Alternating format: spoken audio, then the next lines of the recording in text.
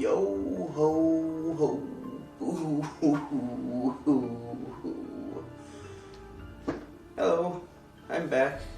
It's been a long time since Christmas. Merry Christmas. The Christmas special has been a little late. That's because I got kicked out of the apartment that I was in that we filmed all of 4 episodes in.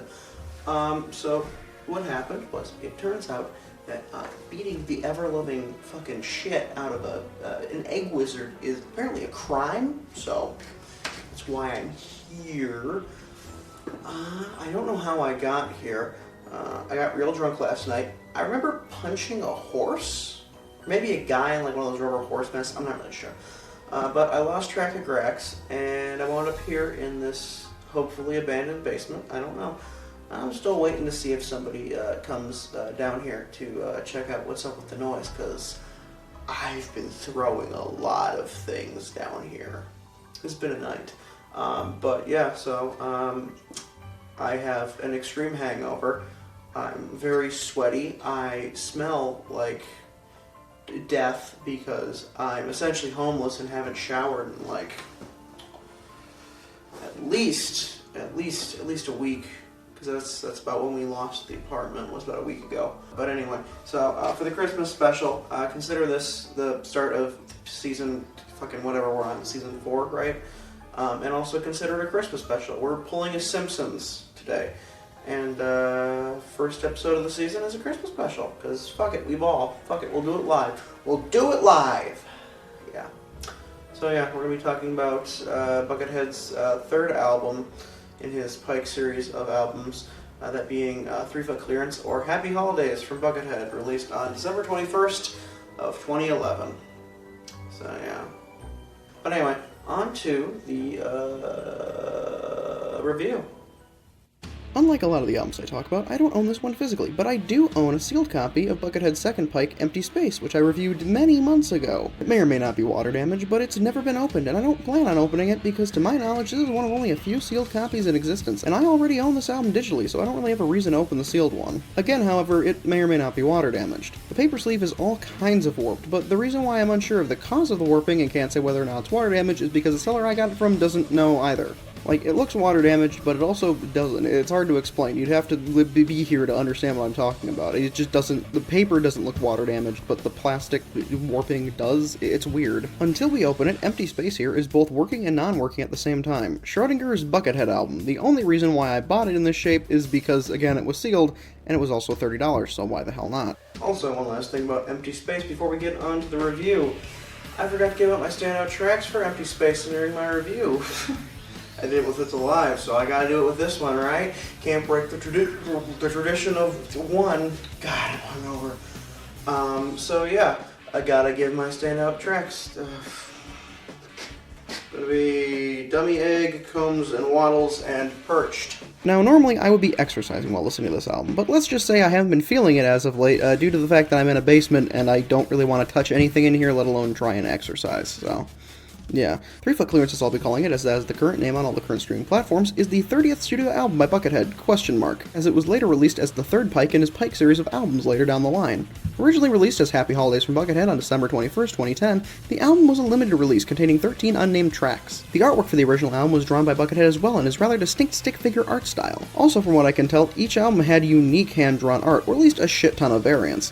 Collectors beware, because you ain't finding all of however many of these were made. To get each variant would require owning every copy of Happy Holidays from Buckethead, and I can't even find like a single listing on eBay, not to mention how expensive that would probably be. Buckethead albums are very expensive at times, so good luck. The album would later get a wider release on August 17th, 2011, alongside 2 other separate Pikes, Underground Chamber and Look Up There. It was renamed to 3 Foot Clearance, and some of the tracks were reordered for reasons only Buckethead could know. Maybe pacing, maybe because Buckethead felt like it, I don't know, it's Buckethead, it could be anything. The album also had new artwork done by Buckethead's longtime collaborator, Frankensoos, real name Brian Thies, who is a fantastic artist and also did the artwork for the previously mentioned Buckethead album Look Up There. Anyway, back to the topic at hand. Who did what on the album besides Frankensoos? The album was produced by Dan Monty and Albert, of course being a reoccurring character from Buckethead Land 2, who is possibly voiced by Buckethead. In an interview with Buckethead, he does the Albert voice, and I cannot seem to find it anywhere, but it does exist.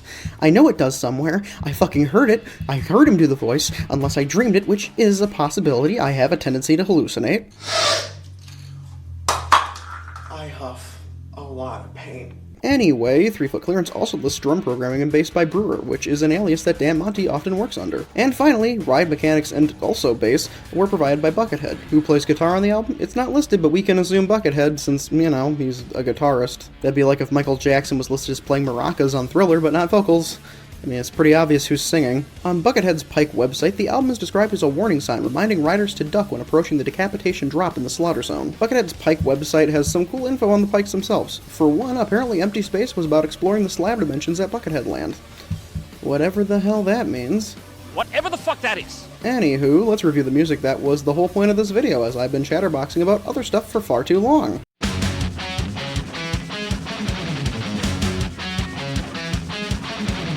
Griffin Spike is the first track on 3 Foot Clearance, and is a doozy at 4 minutes and 7 seconds. Very fast riffs with some nice melodic sections, and slower, doomier riffs as well. A lot of fun. The solo towards the middle is frankly amazing. I love this song. The name is also most likely a reference to basketball player Blake Griffin. You may remember Blake in my review of Buckethead's first Pike, It's Alive, in which the song Crack the Sky was dedicated to him. And again, as I mentioned earlier, the tracks of the two releases of this album are switched around a little, so I will denote if they have been moved around between the two. I'm just going to go off of Discogs and Spotify. The version on Spotify appears to be in the order of the Happy Holidays release from Buckethead, but with the name and artwork of 3 Foot Clearance, which is odd. I'll be reviewing the tracks in order according to the 3 Foot Clearance CD release for simplicity's sake. Griffin Spike was the first track on the holiday release of the album, and is still the first track on the clearance release of the album.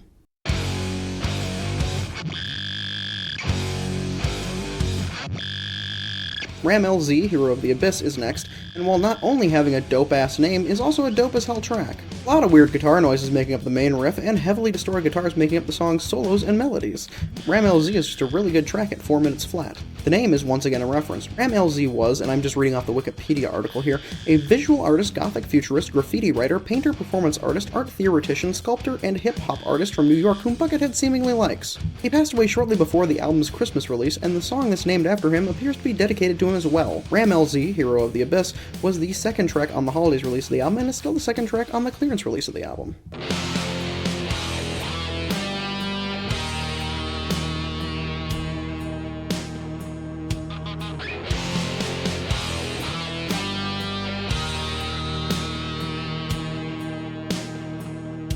Floating Graveyard is a slow, doomy track full of weird guitar noises and has this really atmospheric and moody opening that is pretty good. It goes for this slow build of sound that really gives off Black Sabbath by Black Sabbath vibes with this atmospheric opening, slow and simple but still mesmerizing riff, and then that fast rhythmic bit later on. It is fantastic and one of my favorite Buckethead tracks. So good. It's also 3 minutes and 18 seconds. Floating Graveyard was originally track number 4 on the holidays release of the album, but then was moved to track number 3 on the clearance release of the album.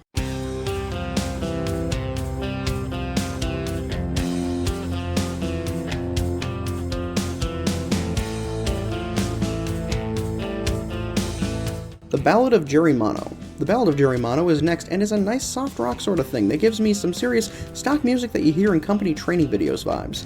Good thing I like those. It's a damn fine track and the longest on the album at 4 minutes and 55 seconds. And the name is a reference to the character of Jerry Mono from the show Johnny Sacco and His Giant Robot, a Japanese children's tokusatsu show that Buckethead loves and has referenced multiple times throughout his discography, most notably with the album Giant Robot. The Ballad of Jerry Mono was originally the 5th track on the holidays release of the album, but is the 4th track on the clearance release of the album.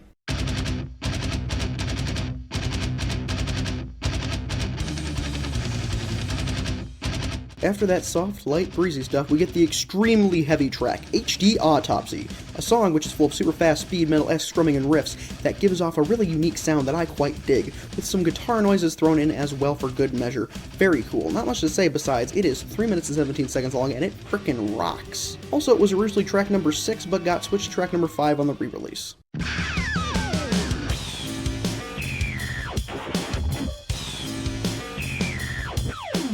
On to the next track, Droid Hunt, which is 2 minutes and 44 seconds and consists of funky guitars and guitar noises, which can only be described as droids talking. That's what it sounds like, that or R2-D2 having a stroke. And it's also got some nice spacey, almost psychedelic sound thrown in too, and I love the distorted guitar solo at the end. It is a very nice song. It was also originally track number 7, but then became track number 6 in the re-release.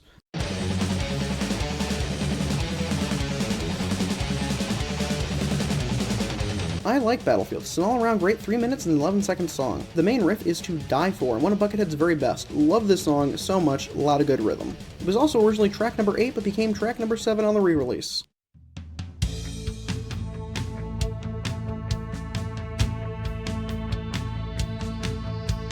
Handprint Ornament is next on the docket, and it's a sort of spacey, psychedelic 2-minute and 46-second track that really makes good use of some good synths in the background. I really enjoy when Buckethead uses other instruments besides just guitars and drums in his songs. When he throws in a random instrument like piano or something, it's always a nice treat to hear. This track is the only one on the album to reference Christmas in any capacity, by the way.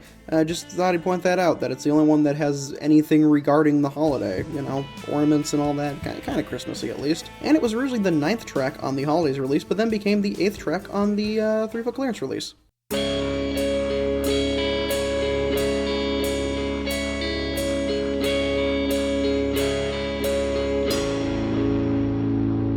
Three-Headed Guardian is the next track at 3 minutes and 56 seconds. It's a really great sort of soft rock ballad that me likey. While not being the flashiest of tracks on the album, there's a sort of grand feel to the song with these powerful guitars that are just so good. Not to mention the song's name is a reference to King Ghidorah from the Godzilla and Mothra movies. Specifically King Ghidorah from Godzilla, Mothra, and King Ghidorah, Giant Monsters All-Out Attack, or as I accidentally called it in my review of Baron the Unbelievable, Godzilla, King Ghidorah, and Mothra Giant Monsters All-Out Attack for some reason. Don't ask me why, I don't know, the name is long, I just fucked it up, okay? Stop yelling at me. Anyway, in GMK, King Ghidorah is a good guy. For the first and really only time in the Godzilla series ever, he is one of the 3 guardian monsters who must kill Godzilla, whose only goal is to kill as many people as possible because he is made up of all the souls of all the people that Japan killed during World War II. What the fuck is that plot? I mean, it's easily the best Godzilla movie of the Millennium Era, but it's a very weird plot. Also, the track was originally number 3, but got absolutely mollywomped to number 9 on the re-release.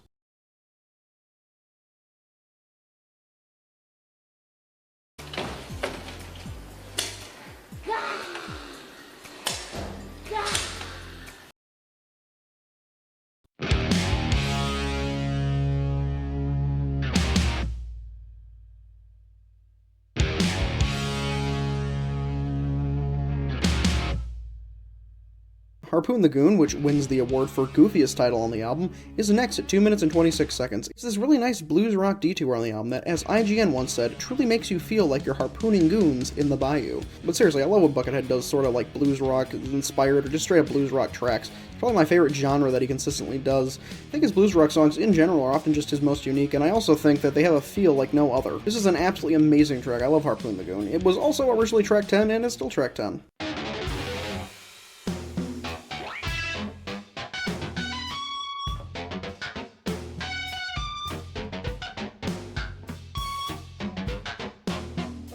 Critical Leg Assignment. Oh boy, Critical Leg Assignment. What else to say about Critical Leg Assignment besides the words Critical Leg Assignment? It's Critical Leg Assignment.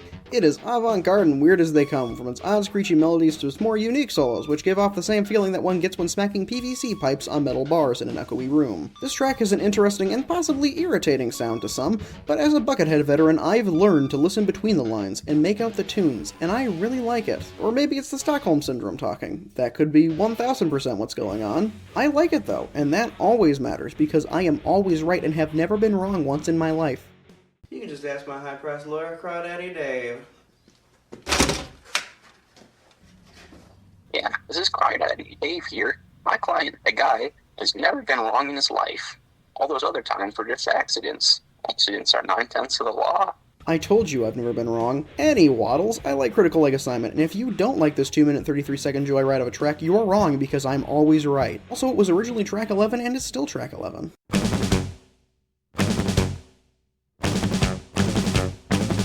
This is just Buckethead's weird take on something like Flight of the Bumblebee, and I'm all for it. It's not amazing, but it's still good. It sounds frantic, like when a butterfly desperately tried to escape my apartment that one time as I ruthlessly hunted it down with a shotgun. Yeah, this is Crawdaddy Dave again, and there's a reason my client here, the guy, has an attorney.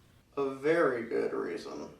Anyway, Siamese Butterfly done diddly got some darn good groove to it, but it is rather short at only 1 minute and 54 seconds, and I think that's its main downfall. I think it should have been a bit longer and should have been a little more fleshed out. Just like the last two, Siamese Butterfly has not changed its track order at all. It was originally track 12 and is still track 12.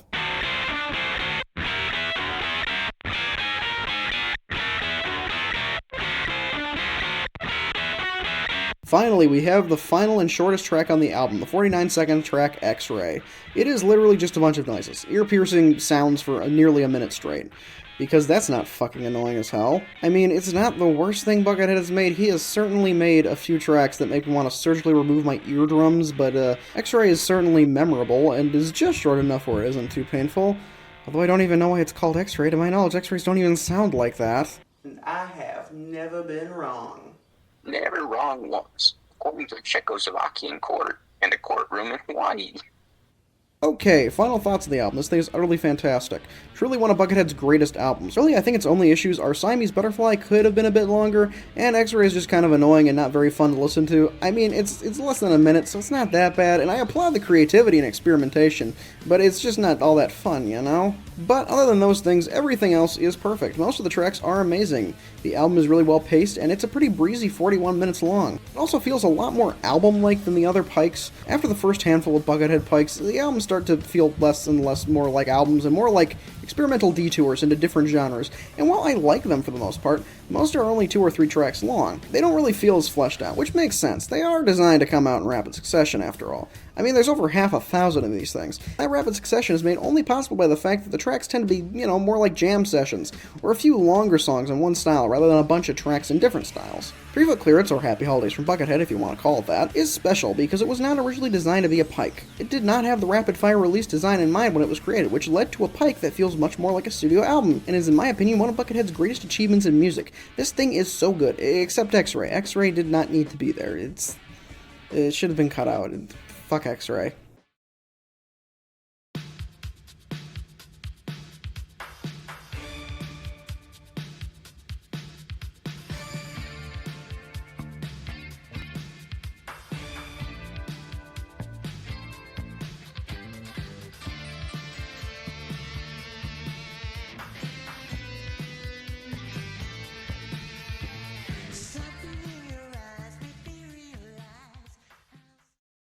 The artwork for the original release of the album was drawn by Buckethead as well, and is rather distinct fucking shit.